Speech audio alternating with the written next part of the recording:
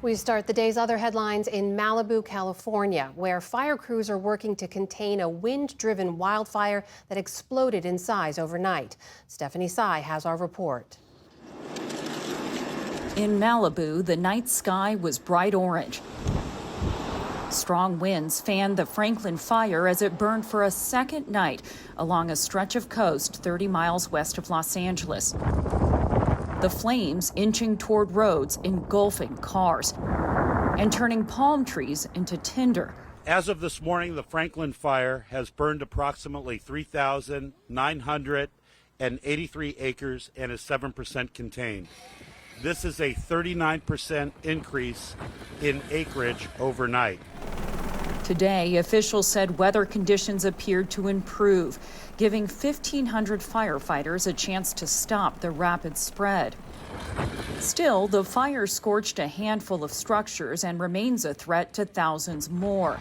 Celebrities like Cher and Dick Van Dyke evacuated their seaside homes, as well as residents who described the blaze as something out of Hollywood come to life. Last night, it felt like a movie because the images that I was seeing was like the craziest looking fire I've ever saw in my life. And the smell and the smoke, seeing palm trees I've seen for 10 years that are just lit like a candle.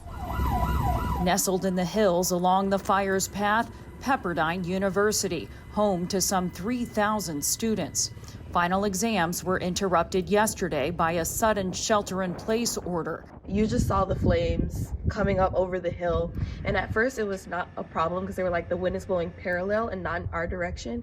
And I think about maybe 5 minutes later they were like, it's in our direction. Last night we were here for all of it, through the thick of it. It was definitely a little scary at some points. We didn't really sleep much. The university reported little to no damage to structures on campus. Evacuation centers have opened up across the region. This one, set up by the Red Cross, offers a refuge for anyone and any pet. Workers say about 12 families and a few goats have already checked in. It's important that people evacuate when they're told to. Their animals are welcome, because also a lot of people won't evacuate because of their animals. Malibu is no stranger to major fires. Coastal winds and often dry terrain make it one of the most fire-prone areas in Southern California. Last night, the mayor gave words of assurance. It's going to be a while before it grows back, but that's the way it is here in Malibu. It burns, it comes back, and we're resilient and strong. The cause of this fire is still unknown. No fatalities have been reported, and compared to blazes of the past, property damage has been minimal. For the PBS NewsHour, I'm Stephanie Sy. Also today, the grocery chain Albertsons has officially terminated its multi-billion-dollar merger with rival Kroger and is now suing its competitor. This comes a day after two judges halted the proposed deal. The $24.6 billion tie-up would have been the largest grocery store merger in U.S. history. It was first proposed in 2022, with the companies claiming it would help them compete against the likes of Walmart and Costco. But the Federal Trade Commission sued to block the deal earlier this year, saying it would raise prices by eliminating competition. Albertsons is now seeking billions of dollars in damages, accusing Kroger of failing to follow through on its commitments to the merger. On Capitol Hill, outgoing Secretary of State Antony Blinken defended the Biden administration's handling of the 2021 U.S. withdrawal from Afghanistan. Appearing before the Republican-led House Foreign Affairs Committee, Blinken argued that the chaos was due to the 2020 deal then-President Trump reached with the Taliban.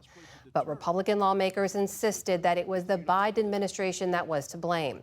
A suicide bombing at Kabul airport killed 13 U.S. service members and nearly 200 Afghans in the final days of the withdrawal.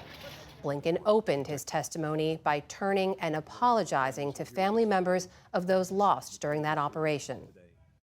To the extent President Biden faced a choice, it was between ending the war or escalating it.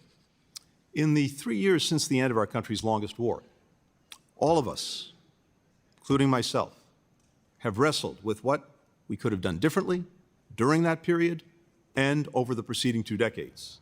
A State Department report published last year faulted both the Trump and Biden administrations for insufficient planning surrounding the withdrawal. Today's hearing comes as a suicide blast in the Afghan capital of Kabul killed the Taliban's Minister for Refugees, Khalil Rahman Haqqani, along with at least 6 others. The Taliban has blamed the Islamic State group for that attack. Palestinian officials say that multiple Israeli strikes on the Gaza Strip today killed at least 29 people. 19 of those were killed in a home where displaced people were sheltering in the northern town of Beit Lahia near the border with Israel.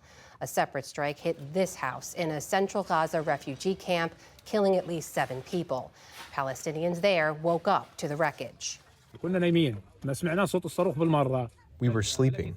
We didn't hear the sound of the missile at all. Suddenly, I found myself waking up like this.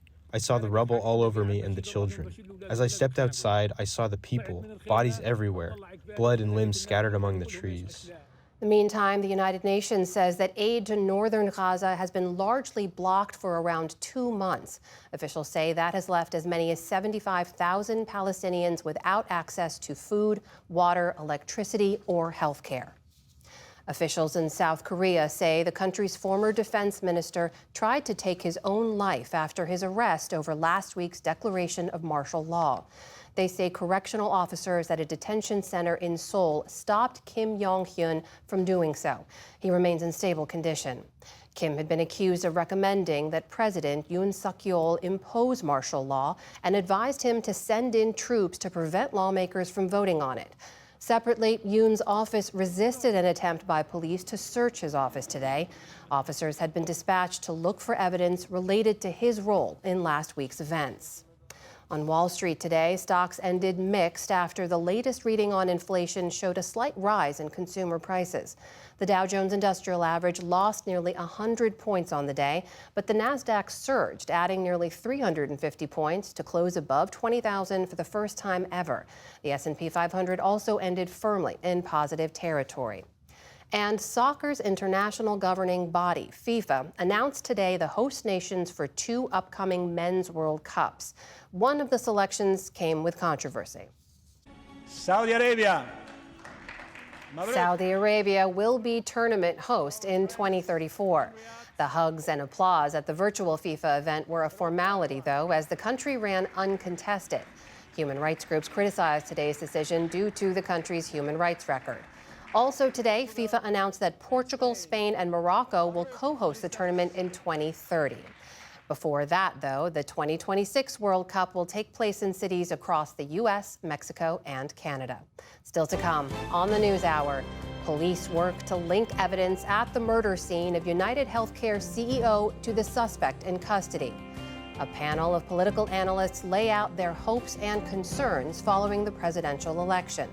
And author Bryan Stevenson discusses inequities in the criminal justice system on the 10th anniversary of his groundbreaking book. This is the PBS NewsHour from the David M. Rubenstein Studio at WETA in Washington and in the West from the Walter Cronkite School of Journalism at Arizona State University.